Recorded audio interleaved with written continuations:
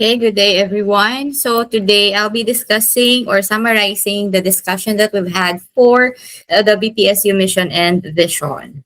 Okay, so for the BPSU vision and mission, so the vision or the BPSU vision is the destination or the goal of our university by 2030. So it's state an inclusive and sustainable university recognized for its global academic excellence by 2030.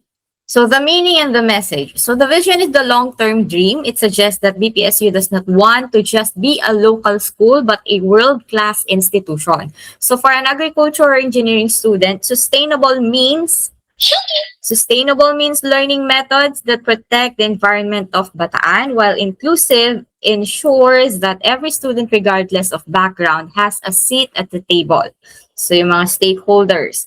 This is a proactive declaration. The university is positioning itself not just a local provider of degrees, but a global player. So the definition, so the keywords we have here, inclusive, sustainable, and global academic excellence. So to sum up what we've had discussed during your oral recitation or oral quiz, so first is the inclusive.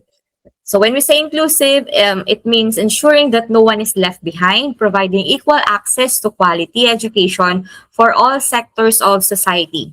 Communicatively, this means polyvocal. So it implies that the university's discourse welcomes diverse background like different programs. So we have 4 programs as of now in our campus. And then the second term is the sustainable.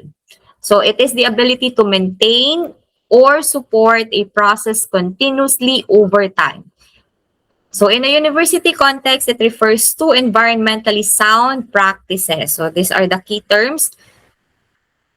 And of course, in a financial and academic stability. So this is a buzzword of accountability. It signals that BPSU's excellence is not a one-time achievement, but a long-term commitment to the environment and economy.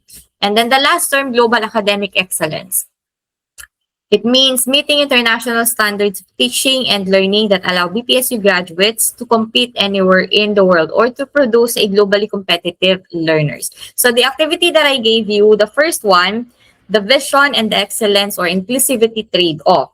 So in the vision question, you had to choose between option A, which is the expert, or option B, which is the extension service or the allocation of fund.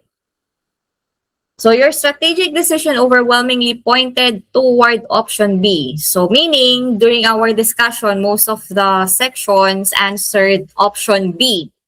So bakit ba option B yung marami ang pumili sa mga students? Iilan lang yung pumili ng option A.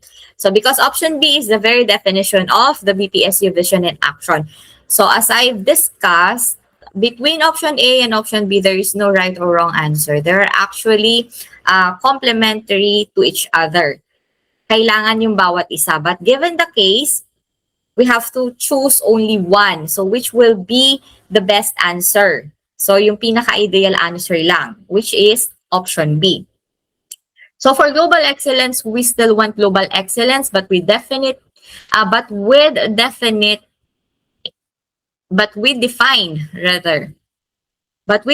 as sustainable excellence. While option A, hiring experts, gave us a quick, prestigious shot of excellence, but temporary.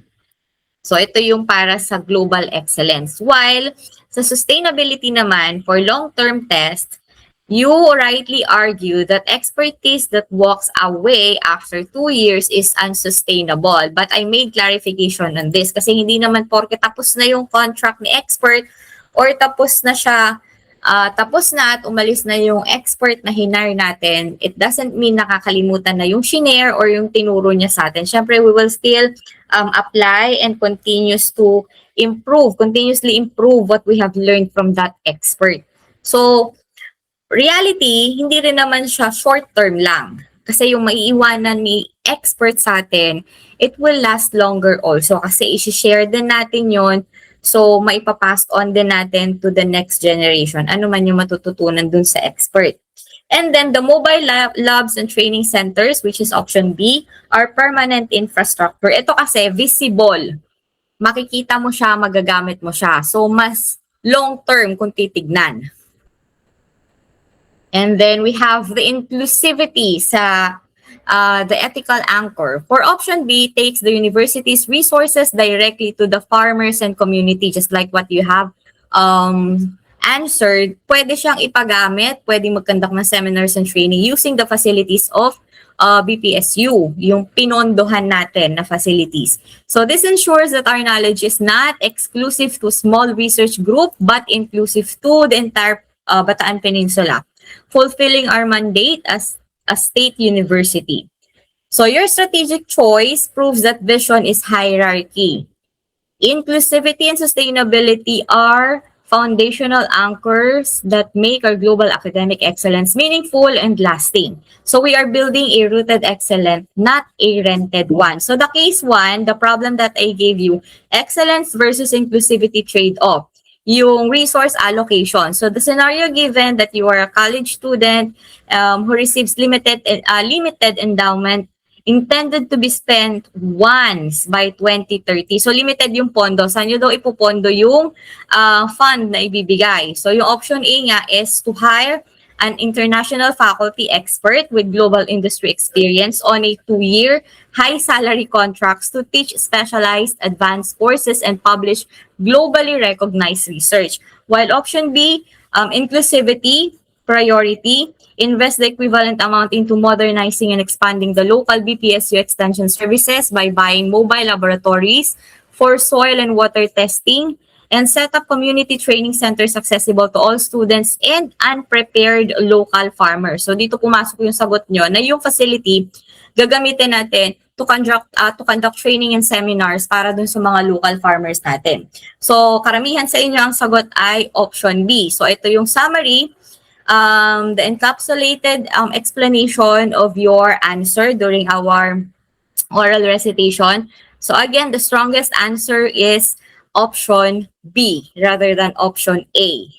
So argument for option B, inclusivity and local sustainability. It is better long-term strategy for achieving sustainable global recognition. So ano ba yung risk ng option A? The excellence gained is temporary. Pero ito kinontradict na rin natin in reality. Hindi naman siya temporary lang. Kasi nga, hindi naman din natin kakalimutan yung mga ituturo at isi-share sa atin nung expert na hinire natin. We will continuously to improve that and pass it on to the next generation. So, kung titignan siya, yes, temporary kasi 2-year contract lang. While option B, investing in extension services like mobile labs, training centers, ensures that BPSU's core knowledge and resources are permanently embedded within Bataan community.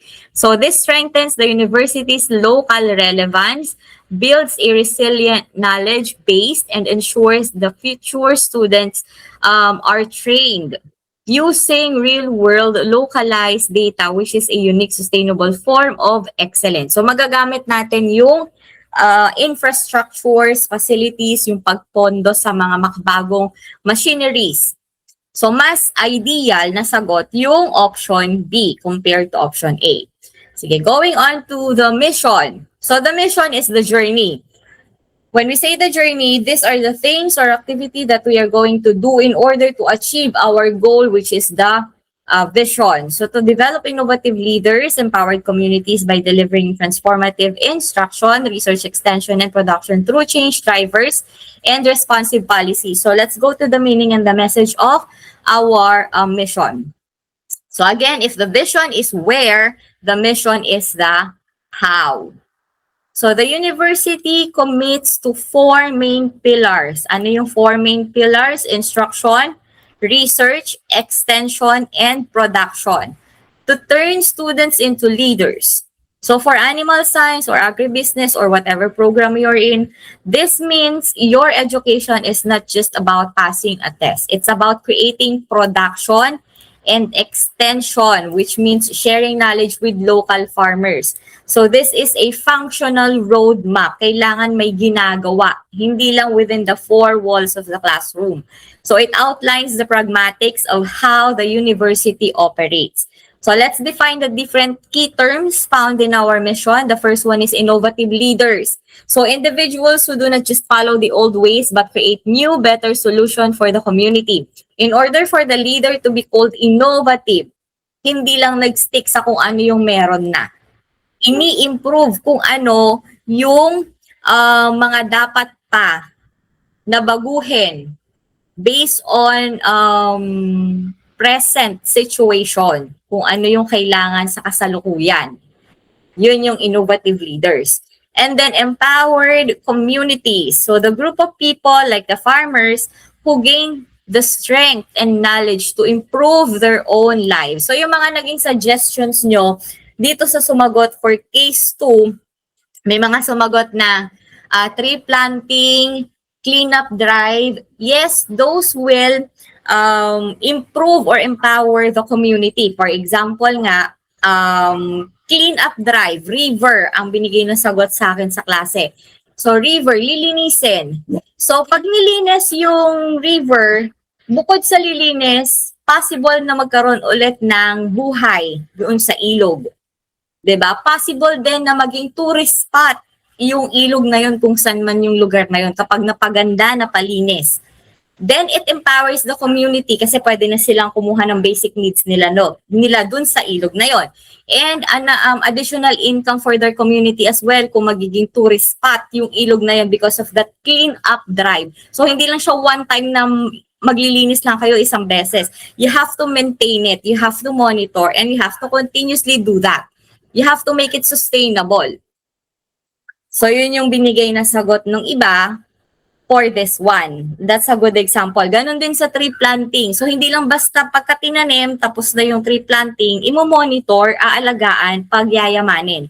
Hanggang sa dumami ng dumami at mawala or maubos na yung mga lugar, yung mga kabundukan na walang puno. So it empowers also the community residing that area.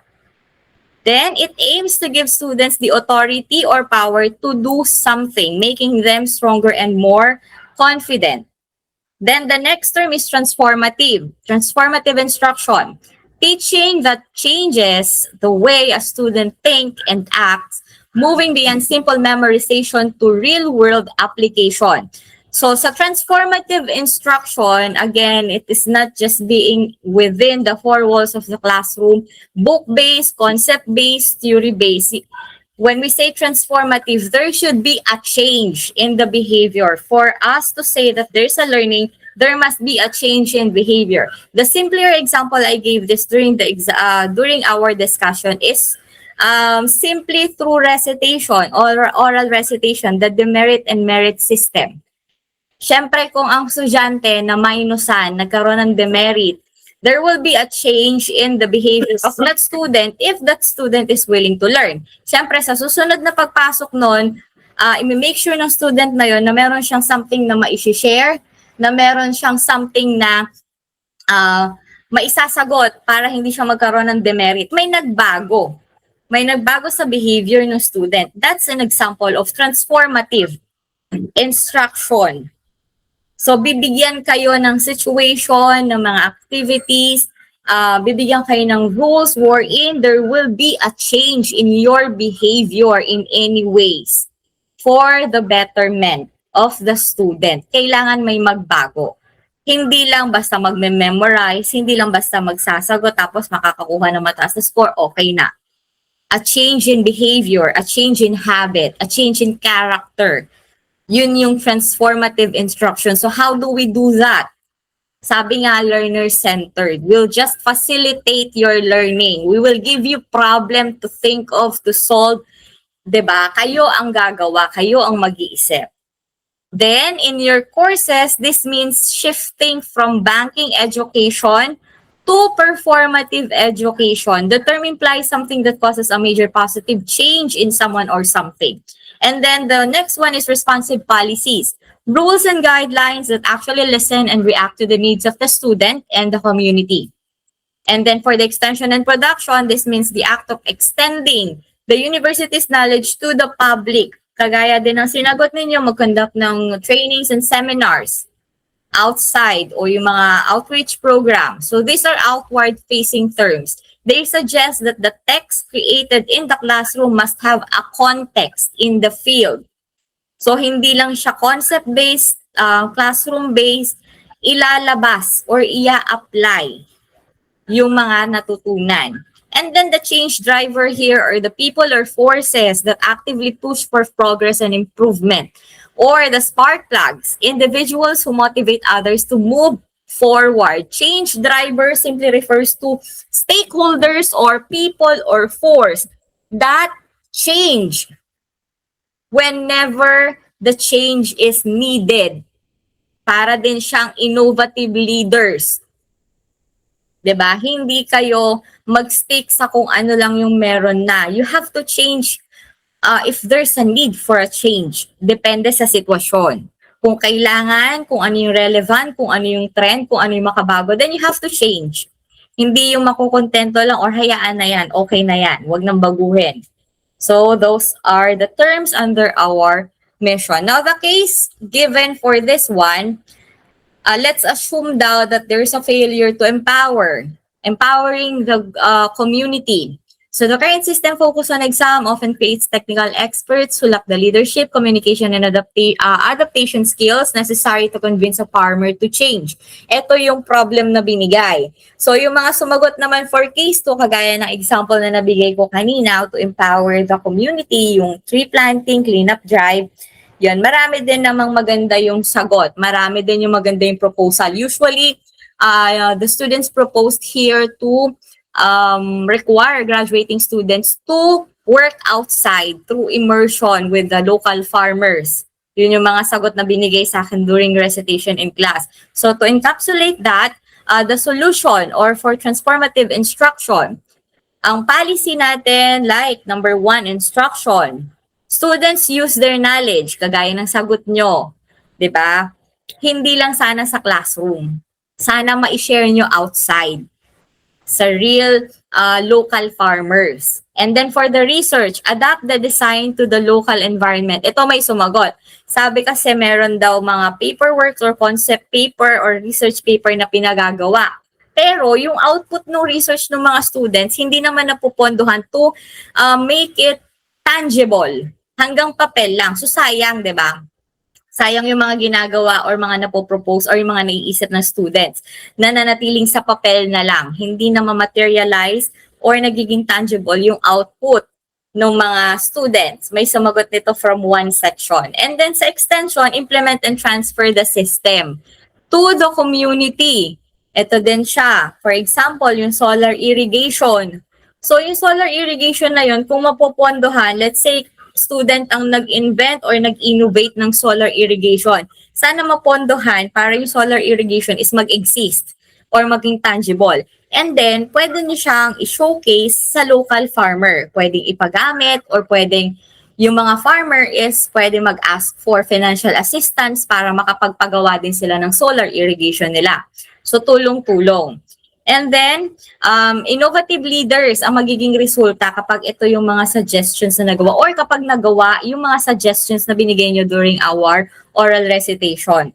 By doing this, you stop being just a mere just and mere. So, you stop being mere students and become change drivers. So, graduates with practical skills to create lasting solution, task for fulfilling the mission's goal of developing innovative leaders who create empowered communities.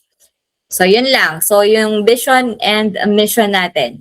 So, the BPSU mission states the goal is to develop innovative leaders and empowered communities through transformative instruction.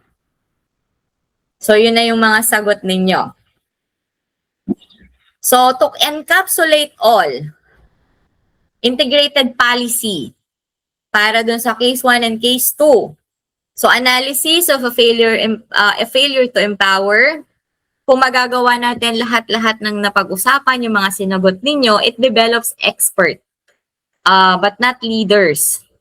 Students graduate knowing solution but lack communication, negotiation, and adaptation skills needed to implement those solutions within the complex constrained and often political realities of Bataan's barangay. Ano ibig sabihin nito? So kung hindi magagawa yung mga napag-usapan natin, yung mga sinagot ninyo or shinare ninyo, yung mga proposals ninyo, and then yung sa option B na sana ay mapondohan, ang mangyayari, hindi tayo makakapag-develop ng um, innovative leaders. 'Di ba? Kasi mananatiling within the classroom lang. May sumagot din nito from another section, yung lack of communication. Ang sabi niya, tamang alam natin yung natutunan natin, and then sige, meron tayong tools, meron tayong mga makabagong machineries, pero kung hindi natin kayang i-communicate, so yung oral communication skills kailangan pa din. Kasi kung hindi natin kayang i-communicate it outside the local farmers or local community, useless. Hindi rin siya magiging sulit. Yung expertise and yung mga machineries natin, mayu-useless lang siya if we do not know how to communicate it properly or how to negotiate it outside.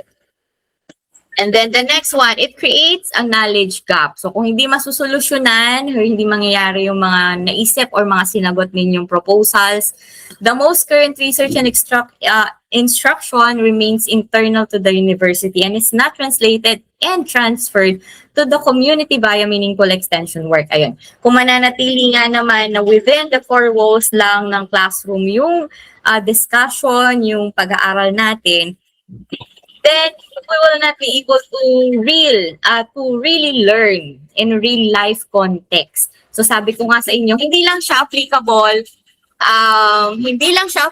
for graduating students. Pwede din siya within any year level. Depende sa subject and the course.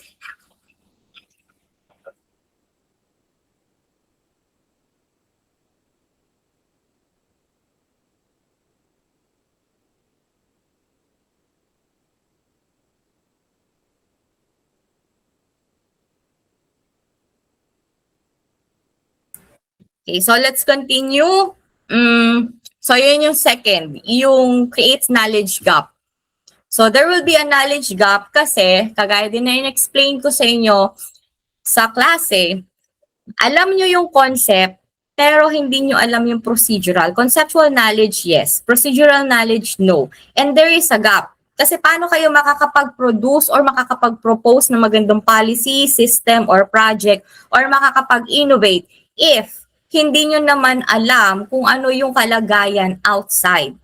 Yung binigay kong example dito is you are going to propose something for the local farmers. Pero, paano kayo magpo-propose kung hindi nyo alam kung ano yung available resources doon sa local group of farmers na yon? Kung hindi nyo rin naman alam kung ano yung current state nila. So the first thing is you need to put your shoes on their shoes para malaman nyo. And at the same time, dun mismo sa locality na yon, kailangan alam nyo yung available resources. Kasi from those available resources, dun kayo kukuha ng ideas or ano ba yung mga po pwede ninyong isuggest or maging solution or propose or yung system na ipopropose ninyo. You have to know it first. Kasi baka mamaya, kaya merong research or merong knowledge gap. Ang ganda ng proposal ninyo, ang ganda ng gusto nyong gawin or ng na-innovate ninyong idea. Pero pagdating sa locality, hindi pala siya applicable kasi wala palang ganitong resources. Kulang pala sa ganitong bagay dun sa locality na yon. So merong gap. Then, proposed responsive policy, the integrated community production capstone. So the policy mandates that the final year thesis practicum be replaced or integrated with a team-based production. Ito na yung sinagot nyo, yung graduating students nga. Pero ako, pwede din siyang hindi sa graduating lang. Any year level will do. So the justification that most of you gave here, the policy is transformative because it forces students to operate as a change driver. So it requires you to combine the instruction, research, and extension. So yun yung summary ng mission and vision natin based from your answer during our discussion. So consolidated or encapsulated discussion to galing sa mga nakuhang sagot sa inyo during your recitations across different sections, either FOLA and purposive communication. Now for Spanish, we will proceed to another video discussion for the Spanish. So this one is just for the BPSU mission, para generic siya, pwede siya for com, pwede siya for FOLA student.